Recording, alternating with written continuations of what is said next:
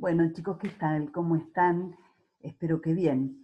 Bueno, vamos a continuar con avanzando en esta materia. Y hoy toca el tema de virus y de partículas subvirales, es decir, partículas que son más pequeñas y más elementales que un virus. Es una clase que la venimos dando en la materia desde siempre. Todo libro de microbiología tiene algunos capítulos de virología. Pero creo que en esta circunstancia que nos está tocando vivir, espero que les interese todo lo que podamos charlar hoy y espero poder aportar un poquitito de luz. Claramente la virología es una rama amplísima y la única idea o el deseo que tengo hoy es abrir apenitas la puerta para que ustedes conozcan, aunque sea un poco, este mundo y si les interesa tengan la posibilidad de ahondarlo el día de mañana. Lo que les puse como fondo de pantalla es ni más ni menos que el coronavirus. Es una micrografía electrónica con una tinción que los hace ver azules. Bueno, la historia del hombre y la de los virus viene cruzándose desde hace muchísimo tiempo, desde el principio del hombre seguramente. Y evidencias han quedado, como por ejemplo en la momia de Ramsés V, que tiene evidencias claras de que murió de viruela, un virus que fue causante de millones de muertes a lo largo de la historia y de mucho sufrimiento para la población humana. Y a la derecha, un fresco egipcio nuevamente, con un individuo que tiene clara evidencia de una poliomielitis, otra enfermedad viral que gracias a Dios en la actualidad está totalmente controlada, por lo menos en la mayor parte del mundo. Es una de las enfermedades que la Organización Mundial de la Salud pretende erradicar, como ocurrió en su momento con la viruela. Y si no lo ha podido hacer todavía, es porque ciertos países y ciertas zonas de algunos países como Pakistán o Afganistán no permiten el ingreso de los médicos sin fronteras que van vacunando. Bueno, toda esta historia comienza a fines del siglo XIX y en particular con unos estudios realizados por este señor, un ruso, que se llamaba Dmitry Ivanovsky. Este señor es convocado por productores tabacaleros porque tenían algún problema con las plantaciones, porque las hojas aparecían con unas manchas amarillentas en forma de mosaico. Por eso se lo llamaba la enfermedad del mosaico del tabaco. Pero lo que no se sabía era quién la producía. Y esto producía enormes pérdidas económicas dentro de este rubro. Vinogradsky empezó a estudiarlos. Fíjense la fecha que estamos hablando, fines del siglo XIX, el surgimiento de la microbiología como ciencia, estudios importantísimos que cambiaron la manera de ver el mundo de los microorganismos como los de Pasteur y como los de Koch, sobre todo los de Koch en este caso. ¿Se acuerdan que él había propuesto lo que se llama hasta la actualidad los postulados de Koch, que había permitido demostrar el origen bacteriano de muchas enfermedades? Enfermedades no solamente en los animales y en el hombre, también en los vegetales. Los fitopatólogos también, incluso en la actualidad, aplican el criterio de los postulados de Koch. Entonces él, teniendo en cuenta todo esto, empieza a hacer experimentos, toma savia de plantas enfermas y la inocula en plantas sanas, y la planta sana reproduce la enfermedad. Y esto lo hace en una cantidad enorme de repeticiones como para asegurarse del resultado, y siempre ocurre lo mismo. De acuerdo a los postulados de Koch, él observa al microscopio la savia buscando algún tipo de microorganismo y no lo encuentra.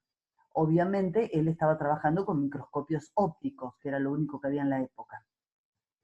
Y también falla cuando intenta cultivar en un medio de cultivo artificial la savia para ver si había algo que desarrollara. Esto le complica bastante, no entiende qué es lo que está ocurriendo, y se le ocurre seguir adelante utilizando unos filtros que en ese momento había descrito un viejo amigo nuestro, que es Chamberlain, el mismo del autoclave. Él había fabricado unos filtros de porcelana de tamaño bacteriológico. Es decir, los fluidos se pasaban a través de ese filtro de porcelana y las bacterias quedaban retenidas.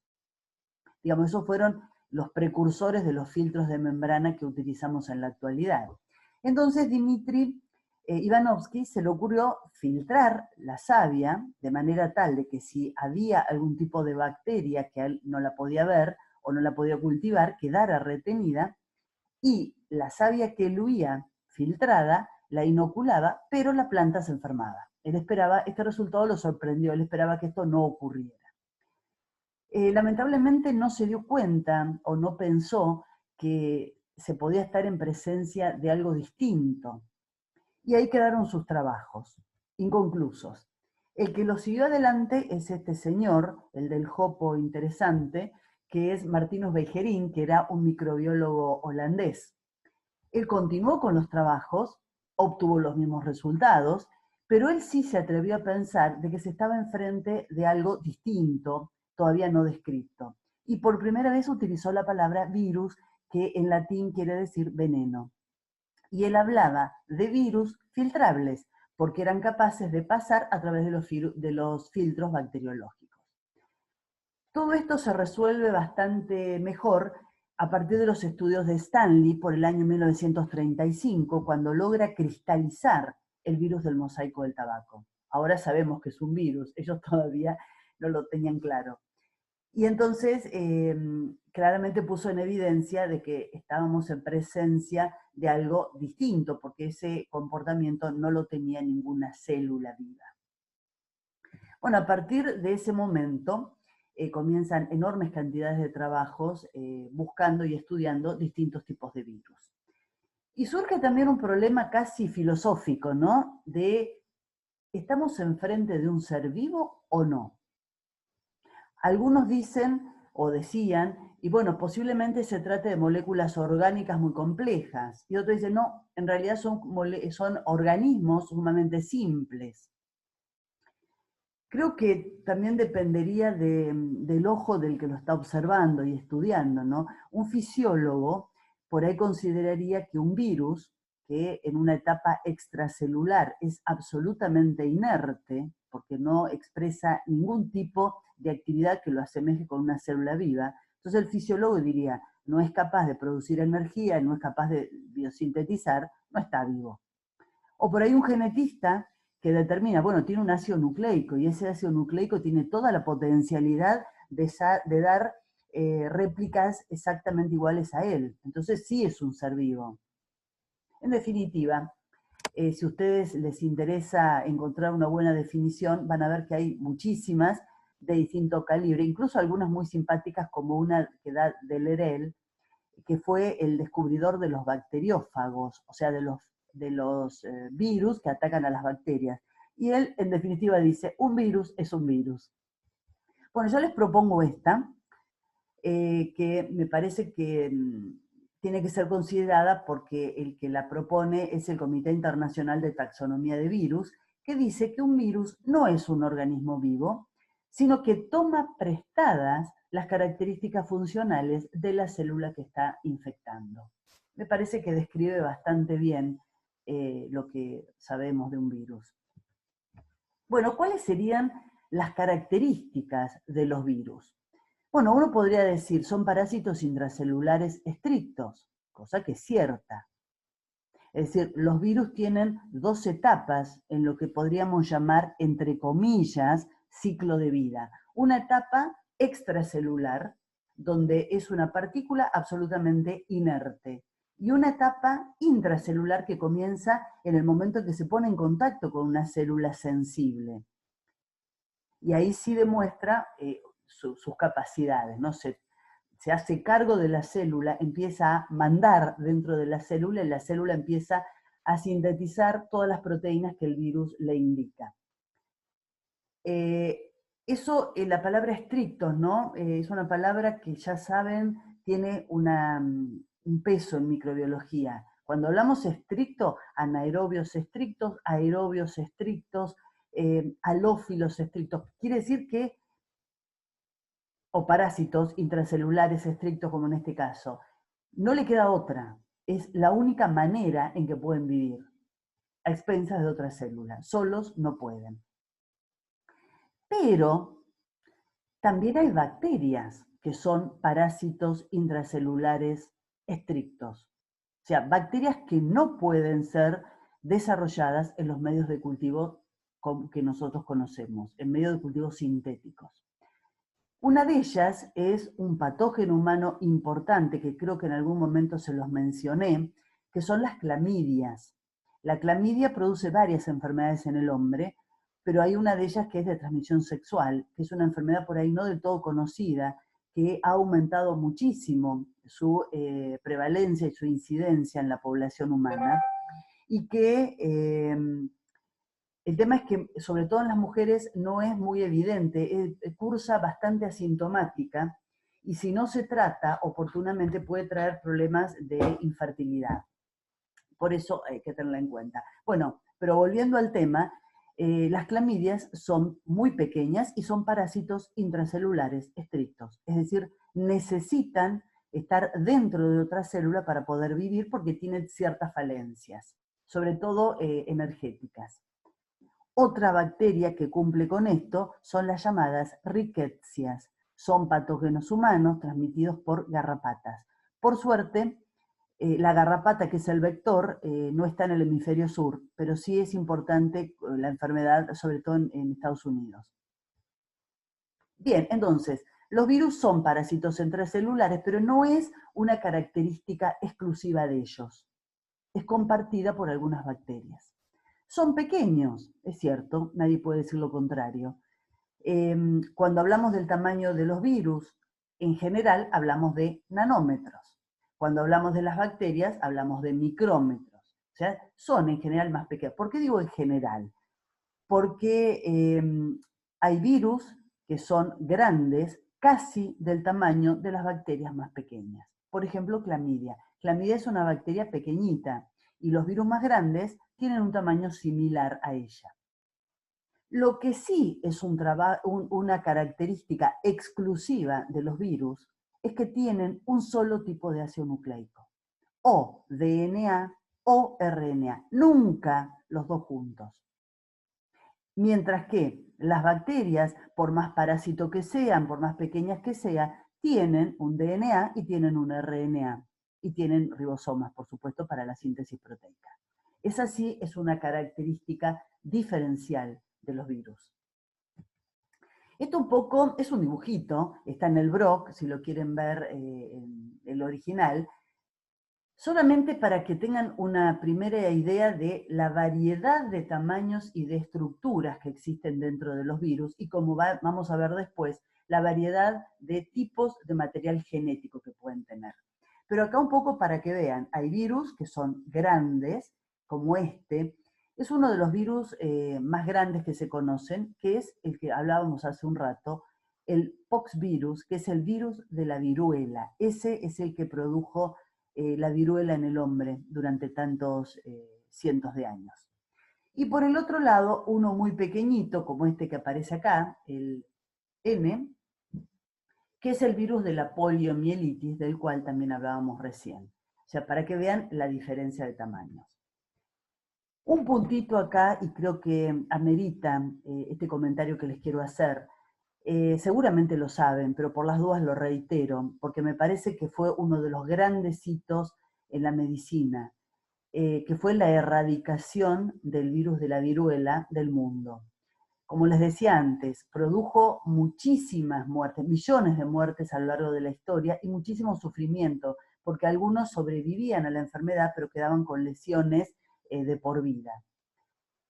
Y gracias a una vacuna, una de las vacunas más antiguas que existían, que fue creada por Jenner, pero eso es tema de otra charla que a lo mejor tenemos en algún momento y seguramente tendremos con los que hagan higiene y sanidad, se logró erradicar. Y en el año 1980 la Organización Mundial de la Salud declaró que el mundo estaba libre del virus de la viruela, lo cual fue un hito importantísimo. Y me parece que hay que tenerlo en cuenta como argumento, ¿no? Porque ustedes sabrán, porque a lo mejor incluso conocen gente, hay movimientos antivacunas. Entonces, hay datos que son irrefutables.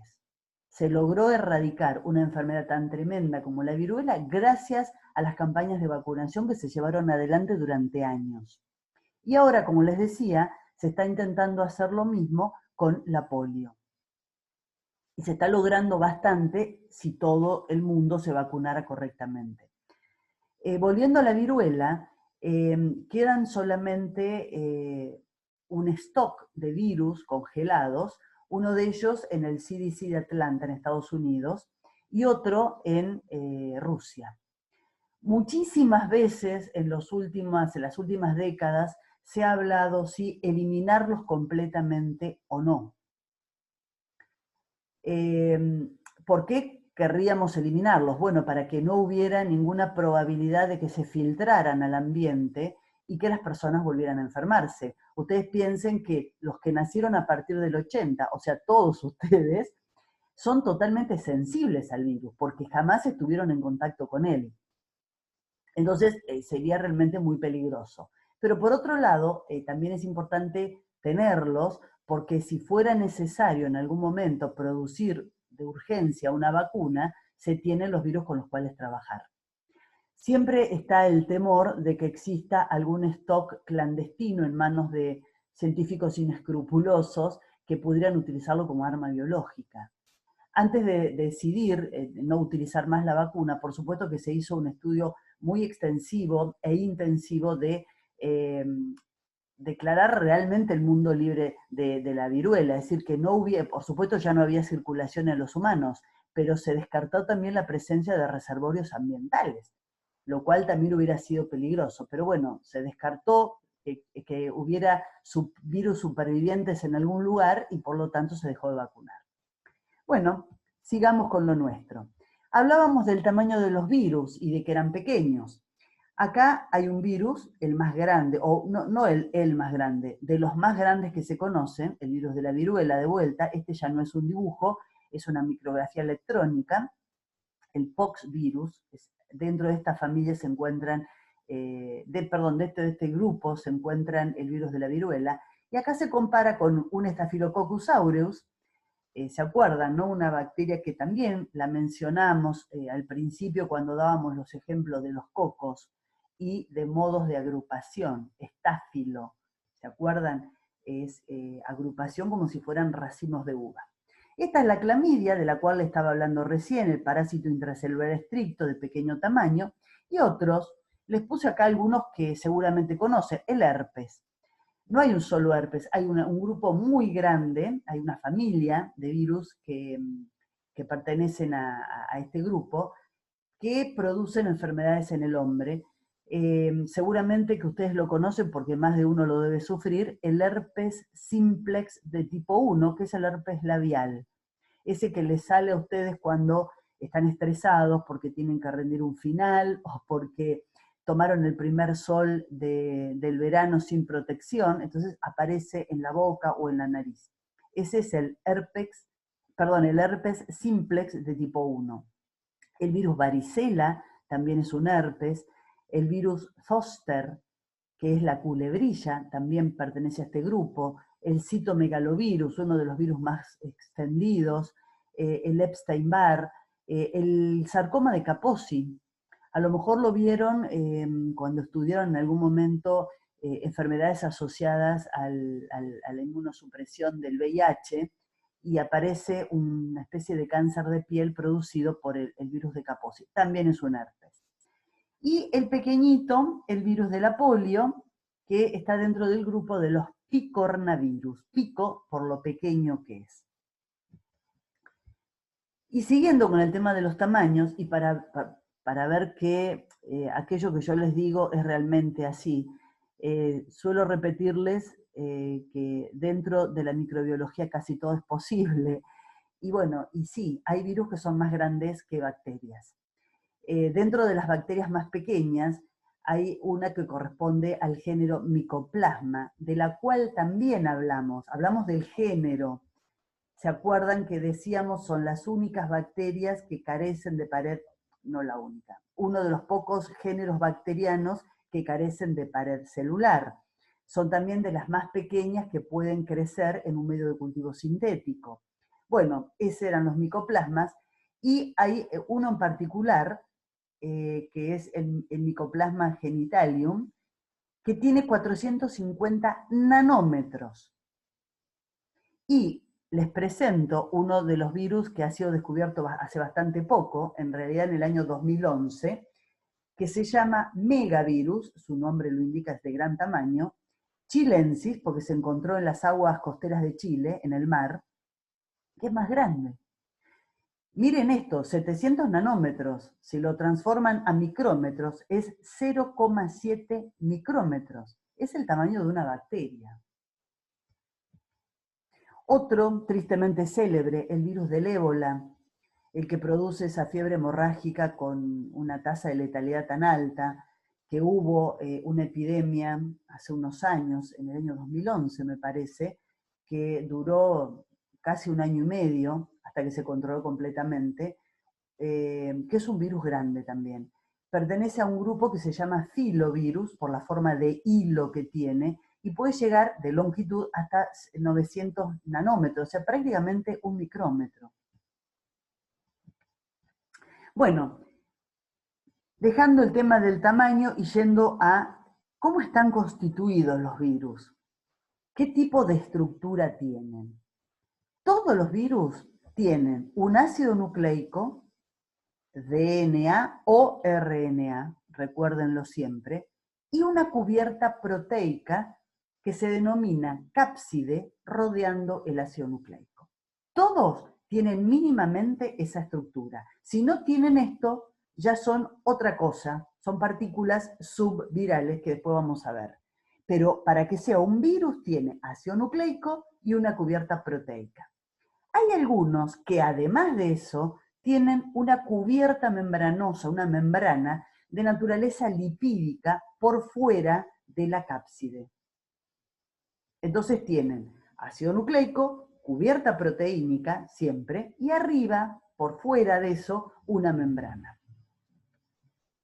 Esto es un dibujo también, sería una partícula viral desnuda, es decir, las que no tienen la membrana.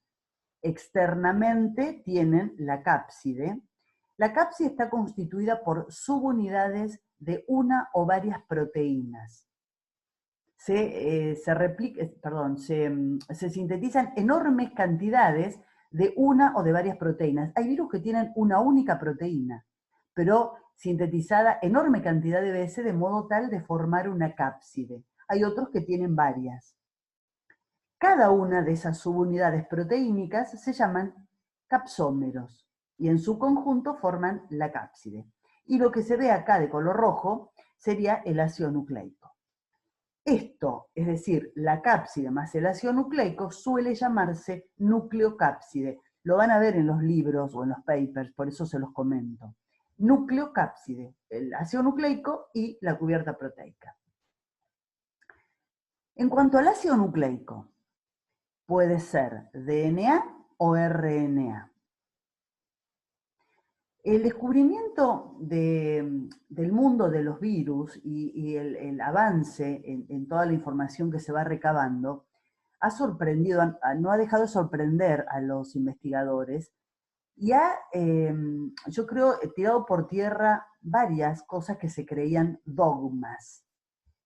Por ejemplo, el dogma central de la biología, aquel que propuso Crick en los años 50, ¿se acuerdan, no? De Watson y Crick, ese dúo que fue el que ideó, pensó, descubrió la doble hélice, la estructura de la doble hélice del DNA.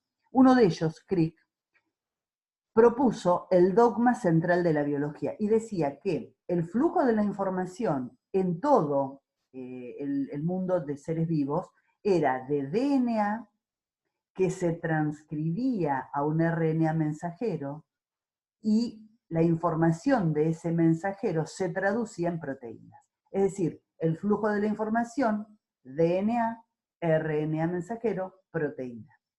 Y eso se consideró durante mucho tiempo el dogma central de la biología. De hecho, todas las células vivas cumplen con eso. Pero cuando se empezaron a descubrir los virus, se vio que esto no siempre era así. Hay virus, y muchos, que tienen como material genético RNA. Y ahí reside toda la información genética de ese virus. Y nunca tienen un DNA. Entonces ahí un poco el dogma central empieza a trastabillar, ¿no? No se cumple. Por otro lado también se pensaba en una época el DNA bicatenario siempre, el RNA monocatenario. Y con los virus de vuelta, eso no se cumple. Hay virus que tienen un DNA bicatenario, hay otros que tienen un DNA monocatenario. Y hay virus RNA mono y bicatenario. Bueno, para que vean, ¿no? De la diversidad de posibilidades que tienen los virus. Una cosa que sí es un problema que se presenta en la mayor parte de los virus, por el pequeño tamaño que tienen, es que el genoma debe ser lo más compacto posible y pequeño, porque de lo contrario no entra en la cápside. Hay virus que tienen estrategias interesantes, como por ejemplo el virus de la influenza, el de la gripe, no el coronavirus, el virus de la gripe, que tiene toda la información que necesita para la síntesis de nuevas partículas víricas separada en 8 segmentos. Es decir, que esos 8 segmentos deben coincidir correctamente en una cápside para que esa partícula vírica sea infectiva. Si comete algún error y cuando se produce el ciclo lítico del virus no encapsida los 8 segmentos, el virus está incompleto y por lo tanto es una partícula que no es infectiva. Y otra estrategia que tiene que ver un poco con el pequeño tamaño de la cápside y de que pueda entrar toda la información que el virus necesita, es aquellos virus que tienen un genoma imbricado o solapado. Imbricado es como superpuesto, ¿no? La palabra la deben conocer. Piensen en las tejas de un techo. Vieron que las tejas se ponen un poquito superpuestas unas a otras. Eso sería un genoma imbricado. Este es un ejemplo de un coronavirus. El virus codifica para las proteínas A, B, C, D y E. Pero esas proteínas, digamos, en vez que los genes estén uno a continuación del otro, están como inmersos uno en el anterior.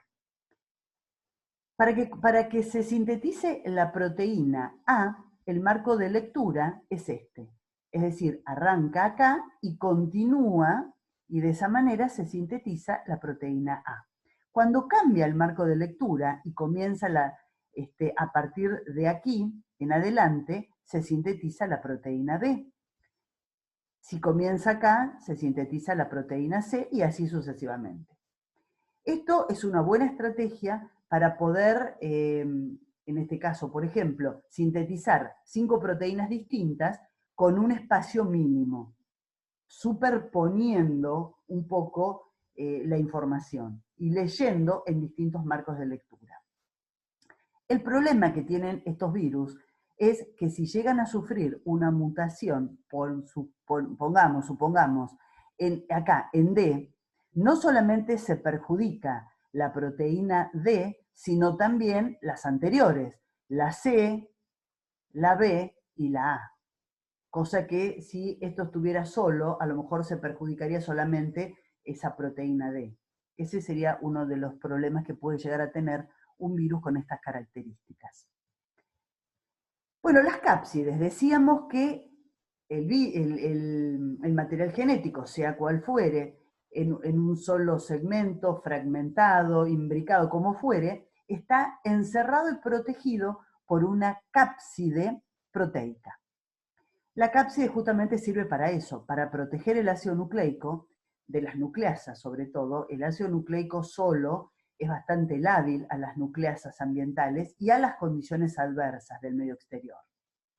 Por otro lado, en aquellos virus que no tienen una membrana externa, la cápside proteica es la que sirve para establecer la unión y reconocer los receptores de la célula hospedadora y unirse a ellos.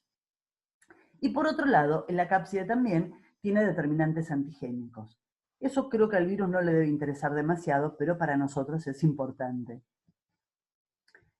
El hecho de que la cápside esté constituida por subunidades de proteínas, la mayor parte de ellas iguales, es una manera interesante de reducir la cantidad de información genética necesaria. Como decíamos antes, mucha posibilidad de información no tiene porque las cápsides son muy pequeñas.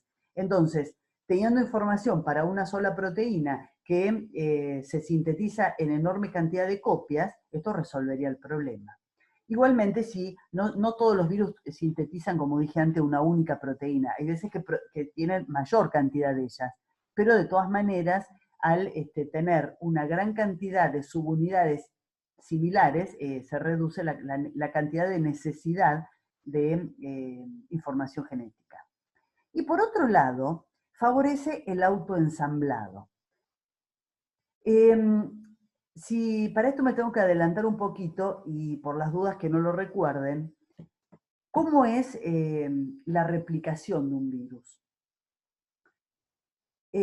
Cuando el virus entra en la célula, se hace cargo de la célula empieza a trabajar para el virus. Esa es la idea general de lo que ocurre siempre.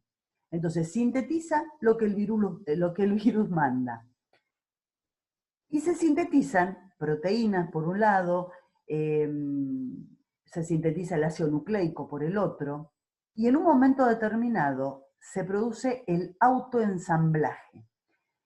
Yo siempre lo asimilo con lo que ocurre en una fábrica de autos, por ejemplo, donde hay una línea que produce capó, otra línea que produce las puertas, otra línea que produce, no sé, los volantes, otra línea que produce los vidrios. Y en un momento determinado, entonces se producen mucha cantidad de puertas, de volantes, por líneas separadas. Y en un momento determinado alguien las ensambla y queda el auto listo. Acá pasa algo parecido. Para pensar en virus y en la replicación de los virus, hay que pensar en cosas distintas, totalmente distintas a lo que ocurre en una célula que ustedes conozcan, incluyendo las bacterias. Entonces, se parece más a una fábrica de autos que a lo que ocurre en una célula, cuando se produce la duplicación celular. Ese autoensamblaje, en muchos casos, no necesita prácticamente nada.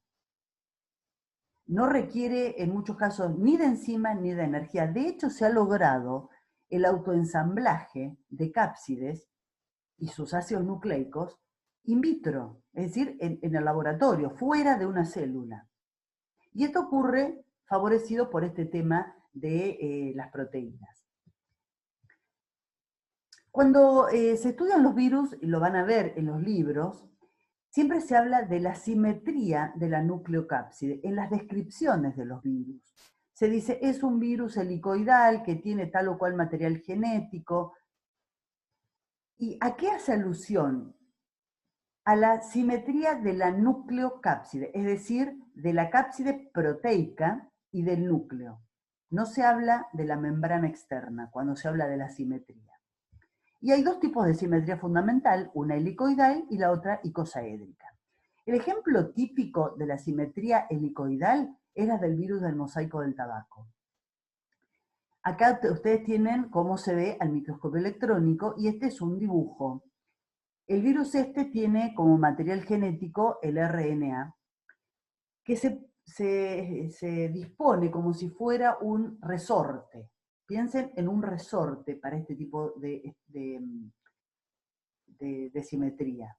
Y luego se van incorporando las proteínas de la cápside, es decir, cada uno de estos que parecen pétalos son las proteínas que constituyen la cápside. Estos son capsómeros que se juntan para dar la cápside y proteger el ácido nucleico. En este caso son todas proteínas iguales.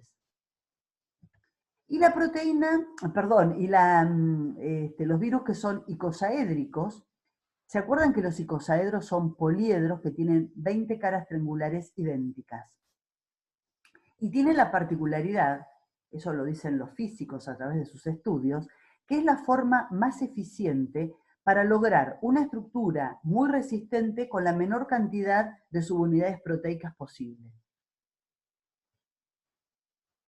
Acá se ven un dibujito de lo que es un icosaedro. Y estos otros que, digamos, tienen se los llama virus complejos, ¿no? Porque tienen una combinación de las dos estructuras que mencionamos previamente. La cabeza es icosaédrica, es ahí donde está el material genético, y la vaina o la cola es helicoidal. Este en particular es uno de los virus más complejos en cuanto a estructura y creo que más conocido, ¿no? Porque lo hemos visto a lo largo de las carreras, se ve en muchas materias y es muy atractivo, ¿no? Su forma. Esto es un dibujo y esto es como se lo ve en microscopio electrónico, exactamente igual.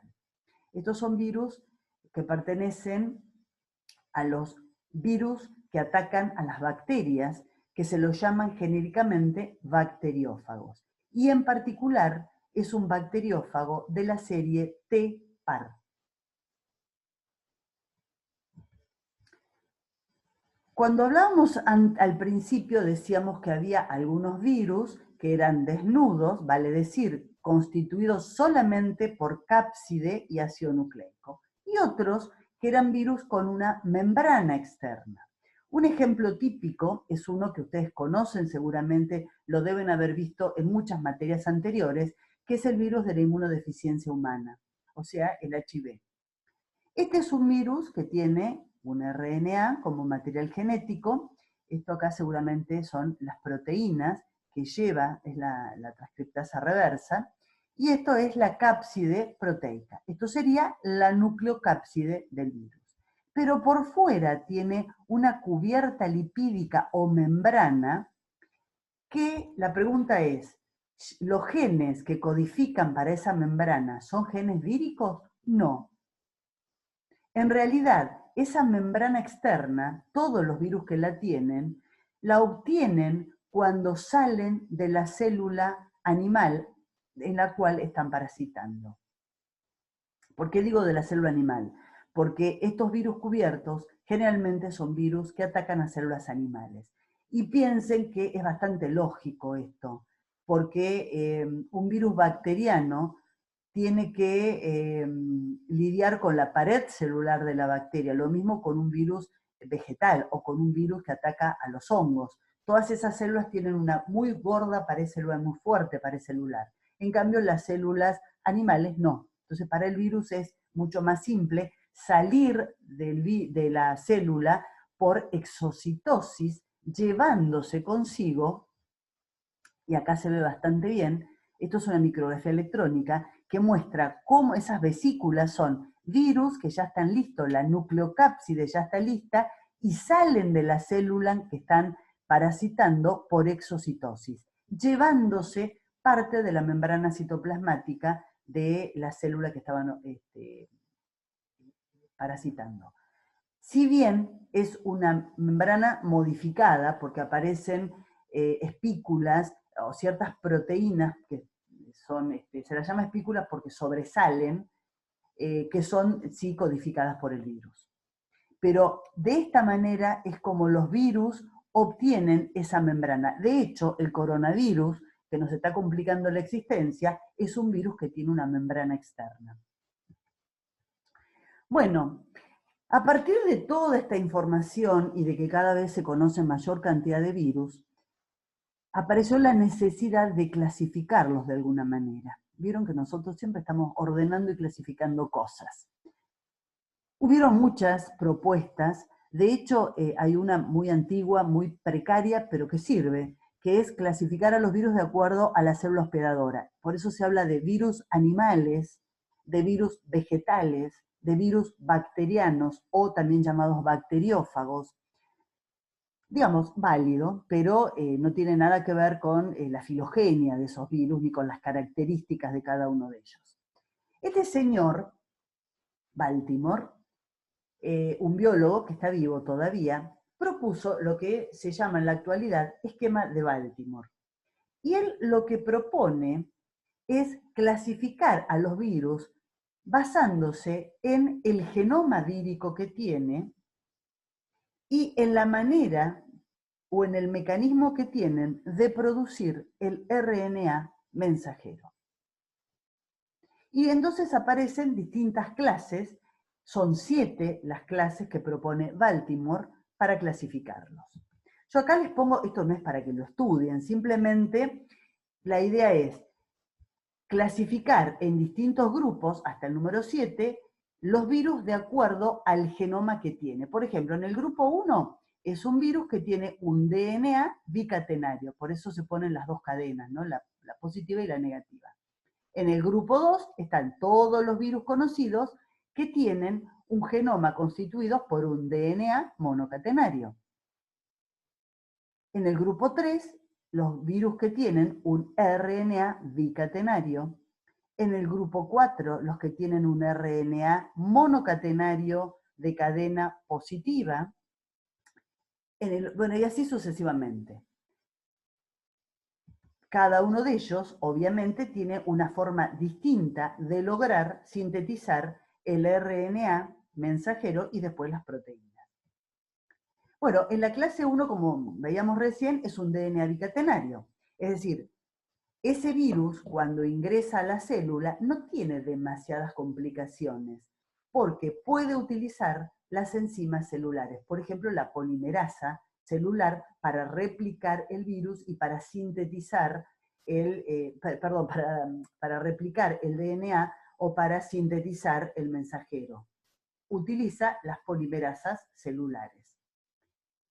En el DNA monocatenario de la clase 2, también es un DNA, por lo tanto, lo primero que hace estos virus es sintetizar una cadena complementaria del DNA utilizando las enzimas celulares.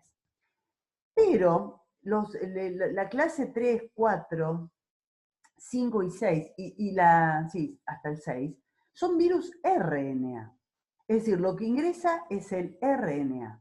Entonces, estos virus necesitan una RNA polimerasa dependiente del RNA.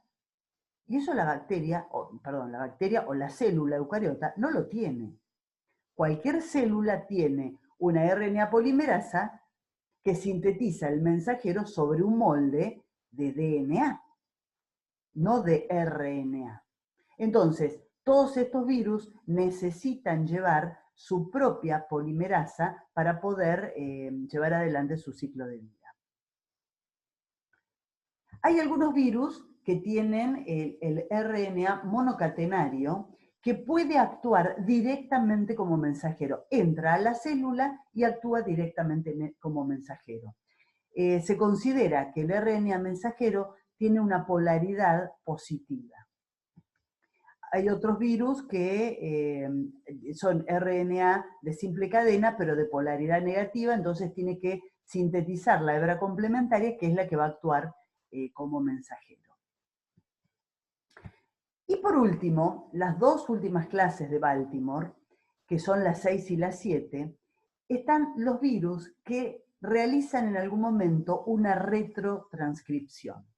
Aquí está el virus, los retrovirus, como el virus del HIV, que sería el primer caso, es decir, que el virus lleva en su genoma, o tiene como genoma, un RNA de cadena positiva que se transcribe gracias a la presencia de una transcriptasa reversa en DNA. Obviamente, también una enzima inusual en cualquier célula, por lo tanto necesita que el virus lleve su propia transcriptasa reversa. Pero también hay otros virus que son DNA bicatenario que en algún momento producen una retrotranscripción. Estos virus generalmente se los escribe de esta manera. Son virus, bueno, acá puse ADN. En general yo lo menciono como DNA, pero es lo mismo. Bicatenario y retrotranscripto.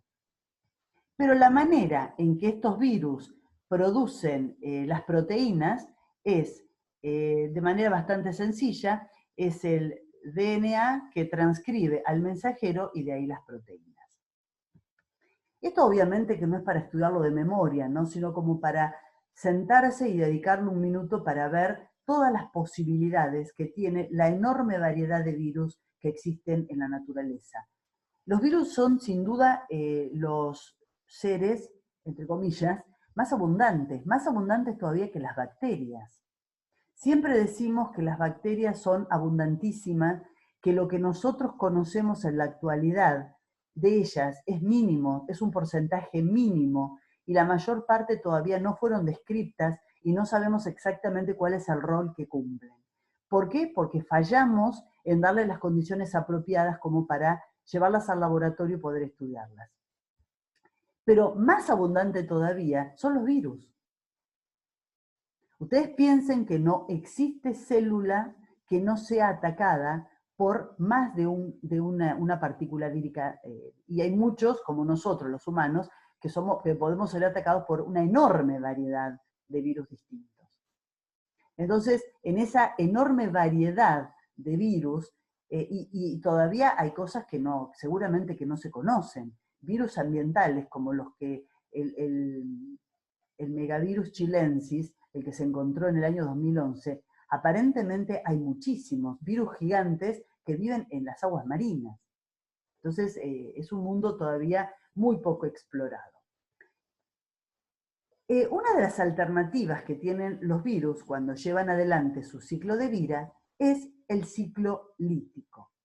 El ciclo lítico lo pueden llevar adelante virus bacterianos, virus vegetales, virus animales, virus que atacan al hongo.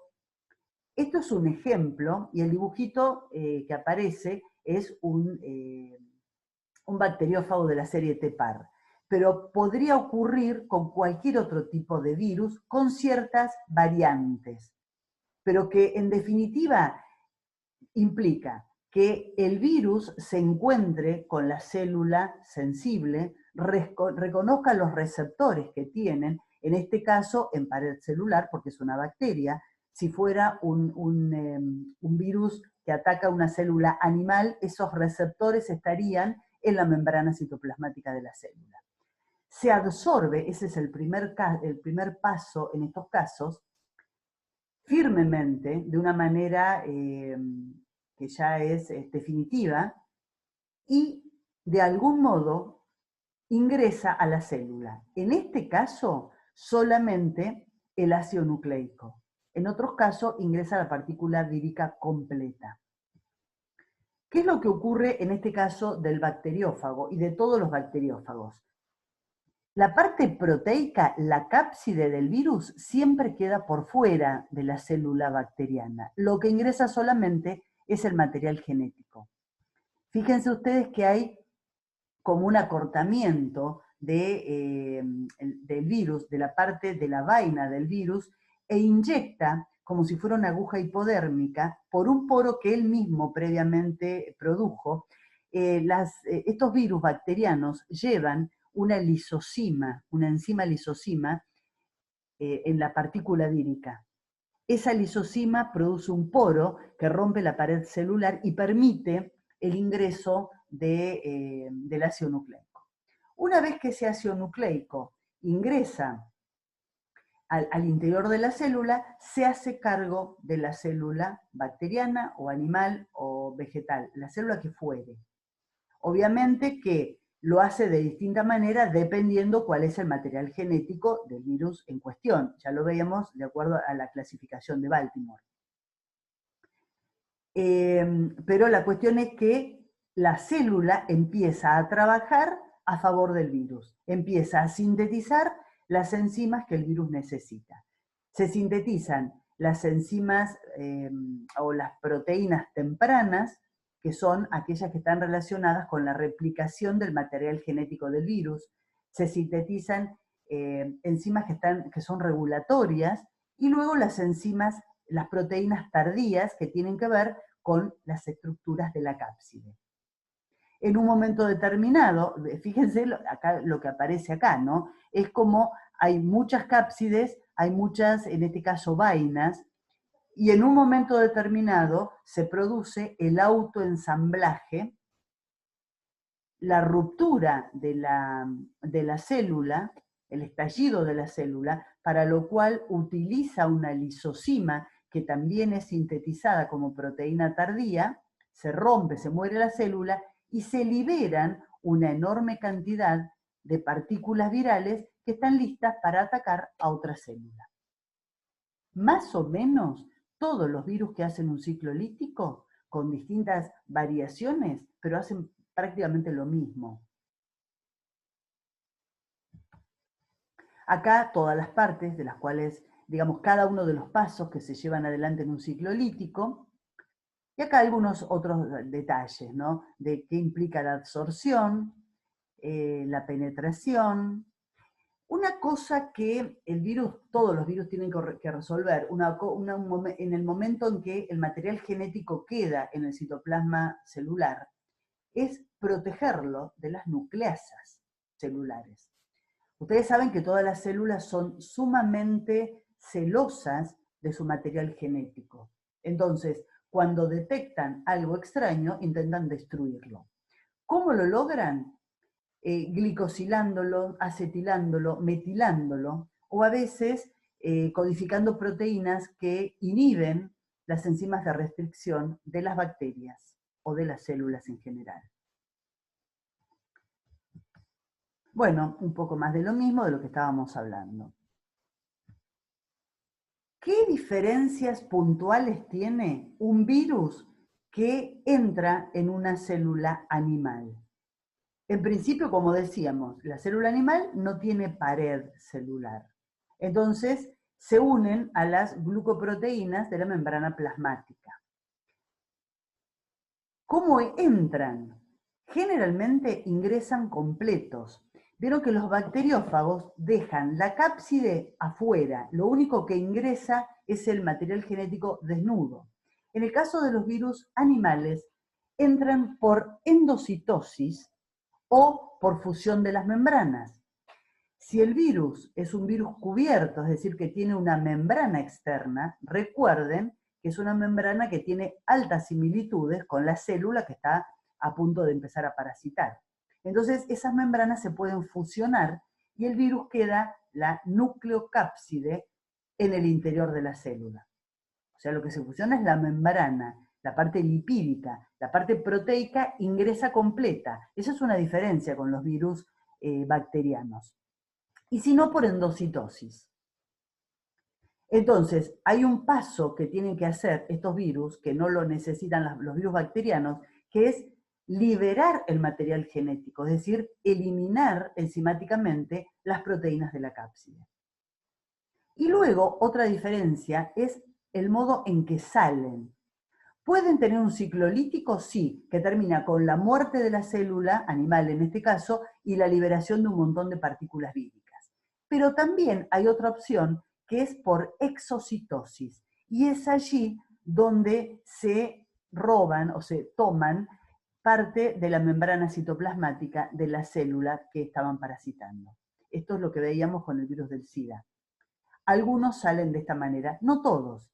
Hay algunos que terminan rompiendo la célula y liberándose, es decir, típicamente un ciclo lítico. Otros hacen un ciclo que termina de esta manera, es decir, salen por exocitosis llevándose y adquiriendo esa membrana externa que luego van a modificar con proteínas víricas. Bueno, acá el dibujito, que es el HIV, que es lo que ocurre. Pero que acá se ve cómo ingresa valiéndose de la similitud de las membranas, acá lo que está haciendo es una fusión de membrana, y luego cómo la vuelve a obtener cuando sale por exocitosis. En este caso, uno se preguntaría qué pasa con la célula, ¿no? ¿Qué ocurre con esa célula? En un ciclo lítico claramente la célula se muere, porque estalla y libera los virus. Estas células no mueren inmediatamente. Obviamente que están muy afectadas, están muy menguadas en cuanto a su actividad, pero durante un tiempo determinado siguen liberando nuevas partículas víricas. No es que estallan y salen todas las partículas víricas, sino que esto ocurre en el tiempo, siguen liberando nuevas partículas víricas. Eso es lo que se considera una infección persistente. Más de lo mismo, para que quede claro, esto es la membrana plasmática de la célula animal modificada por proteínas víricas, en este caso neuraminidasa y hemaglutinina. Esto es un virus de la gripe, que tiene esas proteínas en la membrana.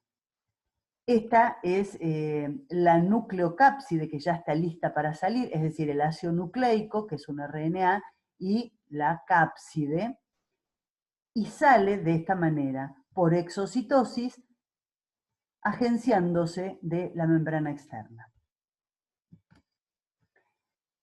Bueno, yo les decía, los virus animales, es decir, los virus que atacan células animales, incluyendo las humanas, tienen distintas maneras de relacionarse con la célula y de salir de esa célula. Hablábamos de algunos virus que son líticos, es decir, que terminan con la muerte de la célula y la liberación de una gran cantidad de virus listos para afectar otras células.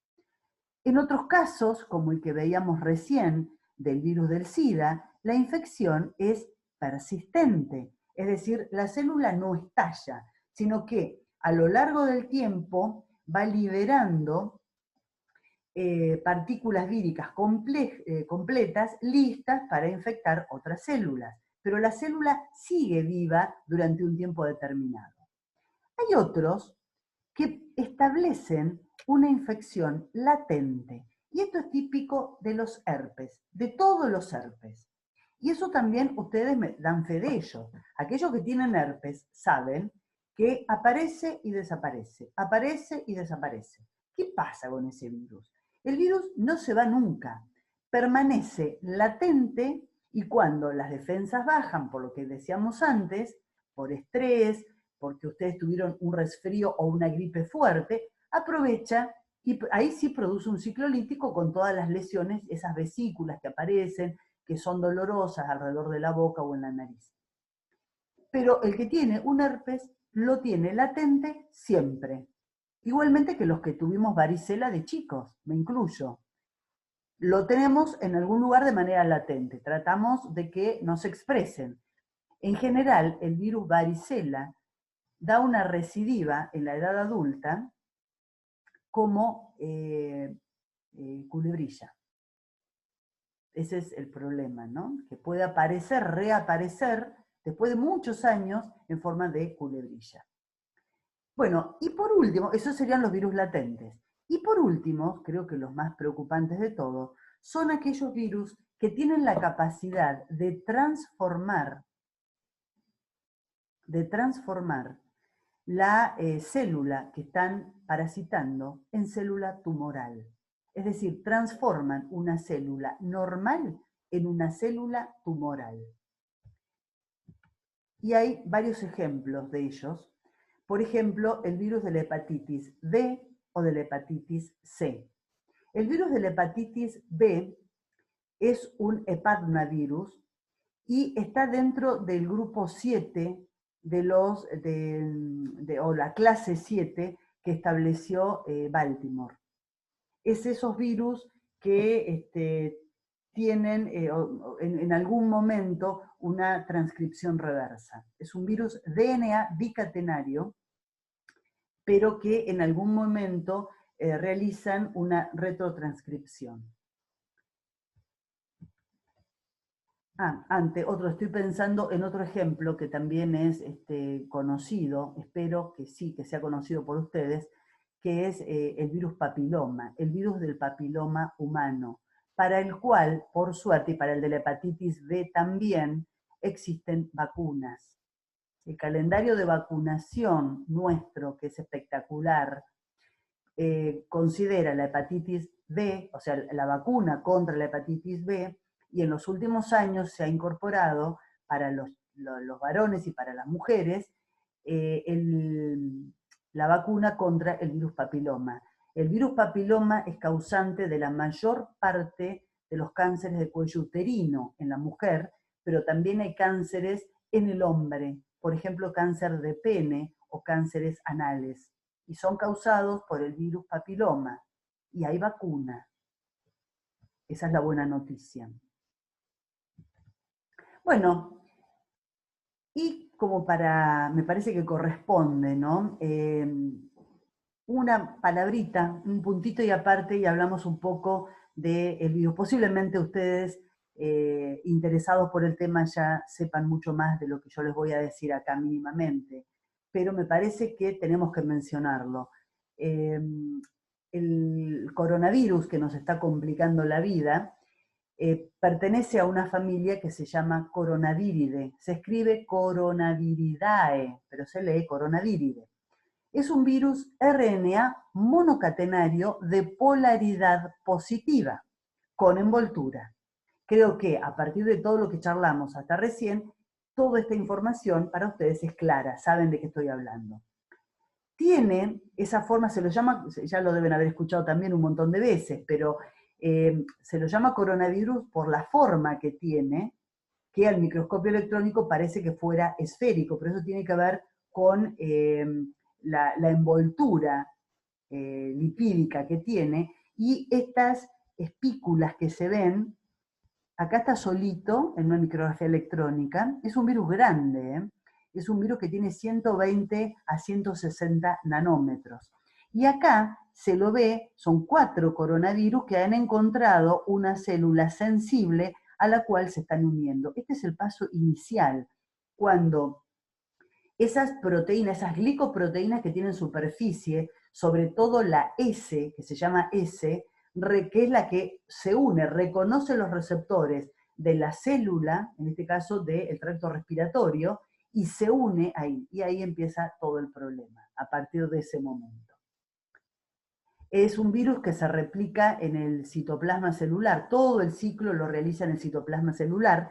En general, los virus RNA realizan todo su ciclo en el citoplasma celular. Estoy hablando de células eucariotas, ¿no? Donde hay citoplasma y núcleo. En las bacterias este problema no lo tienen. Y los virus DNA, en general, cumplen la mayor parte del ciclo en el núcleo celular. Estos cumplen todo su ciclo en el citoplasma. Y luego, finalmente, cuando terminan de sintetizar las nuevas partículas víricas, salen de la célula hospedadora por exocitosis. Y ahí es donde, como decíamos recién, adquieren esa membrana transformada. No es la membrana tal cual, sino la parte lipídica es tal cual, pero adicionada de una gran cantidad de proteínas, entre ellas la S, que son sintetizadas por el genoma viral.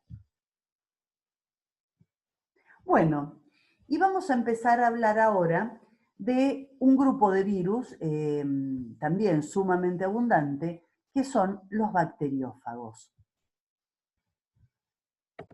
Bueno, bacteriófago básicamente quiere decir comedores de bacterias.